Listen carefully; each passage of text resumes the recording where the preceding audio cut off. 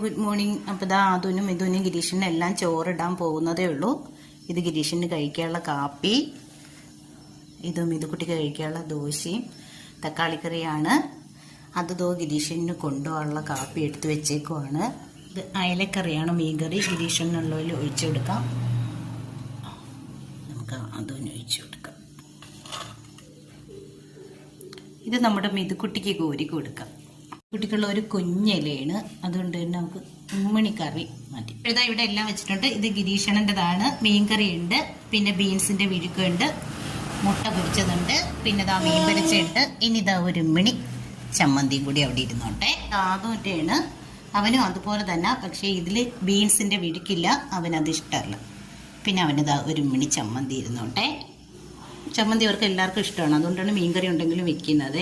മീൻകറി, ബീൻസിന്റെ വിഴുക്ക്, മുട്ട പൊരിച്ചത്, മീൻ പൊരിച്ചത്, പിന്നെ മിതുക്കുട്ടിക്ക് ചമ്മന്തി ഒരുപാട് ഇഷ്ടമായതുകൊണ്ട് ഇത്തിരി തോനെ ചമ്മന്തി ഇതാ മിതുക്കുട്ടിക്ക് വെച്ചിട്ടുണ്ട്. ഇതാ എല്ലാവർക്കും കൊണ്ടുപോകാനുള്ള ഇവിടെ റെഡി ആയിട്ടുണ്ട്. അതുനും ഇതുനും ഗിരീഷനുള്ള എല്ലാം റെഡി ആയിട്ടുണ്ട്. ഇനി നമുക്ക് ഇതെല്ലാം പൊതിഞ്ഞെടുക്കണം.